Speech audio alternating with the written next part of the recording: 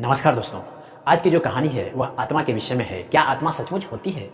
आपके मन में भी यह विचार कभी ना कभी आया होगा, क्या आत्मा सही में है? और है तो यहाँ तक सुने होंगे आप लोग कि वह अविनाशी होते हैं, उसे ना जल भिगो सकती है, ना अग्नि जला सकती है, और ना तो आत्मा जन्म लेती है ना मरती है। तो फिर इस नासवान शरीर में आत्मा क्या कर रही है?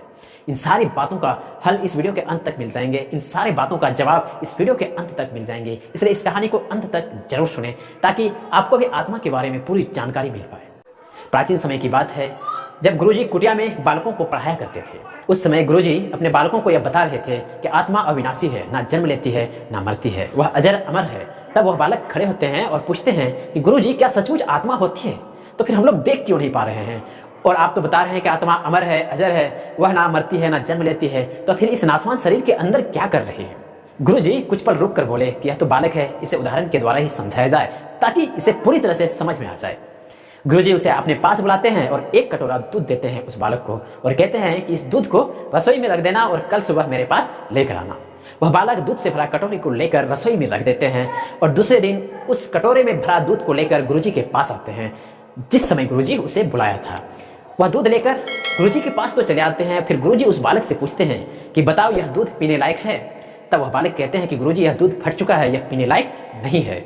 फिर गुरुजी एक कटोरा दही भरकर उस बालक को देते हैं और कहते हैं कि यह दही का कटोरा रात भर के लिए रसोई में रख देना और दूसरे दिन जब तुम आना इस समय तो दही से भरा कटोरा लेकर मेरे पास आना। फिर दूसरे दिन वह दही से भरा कटोरा लेकर गुरुजी के पास आते हैं। पुनः गुरुजी उस बालक से पूछते हैं कि बताओ यह दही खाने लायक है? तो वह बालक कहते हैं गुरुजी यह दही तो खाने लायक है। फिर वह गुरुजी कहते हैं उस बालक से इस कटोरे को ले जाओ और उसी रसोई में रख दो, पुनः कल दही से भरा इस कटोरा को लेकर मेरे पास आना।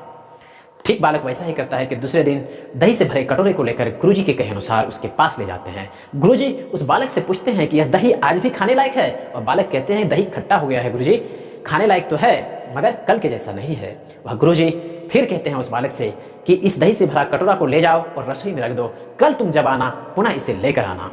तीसरे दिन जब वह बालक दही से भरा कटोरा लेकर गुरुजी के पास गया, फिर गुरुजी वही प्रश्न दोहराते हैं, क्या यह दही अब भी खाने लायक है? और बालक कहते हैं कि नहीं गुरुजी, यह पूरी तरह खट्टा हो चुका है। फिर गुरुजी घी से भरे एक कटोरी देते हैं उस बालक को और कहते हैं कि इसे भी तुम रात भर के लिए रसोई में रख देना और कल तुम जब आना मेरे पास तो इसे लेकर आना। जब यह बात गुरुजी कहते हैं तो बालक कहते हैं कि गुरुजी मैंने कुछ दिन पहले एक प्रश्न पूछा था, क्या आत्मा सचमुच होती है? मुझे इसकी जानकारी दीजिए। गुरुजी कहते हैं कि कुछ समय रुको, खुद ब खुद तुम्हें पता चल जाएगी क्या आत्मा होती है या नहीं। घी से भरा कटोरा लेकर वह बालक रसोई में रख देता है और दूसरे दिन पुनः घी को लेकर आता है। इसी तरह 7 दिन वह बालक घी के कटोरे को लेकर गुरुजी के पास आते हैं और गुरुजी वही प्रश्न दोहराते हैं, क्या यह घी खाने लायक है? और बालक कहते हैं यह घी है गुरुजी, यह खराब नहीं होते हैं, यह 7 दिन क्या 7 साल भी रख देंगे तो अभी शायद खराब नहीं होंगे। फिर गुरुजी उसे वह कटोरा रसोई में ले जाकर रखने के लिए कह देते हैं।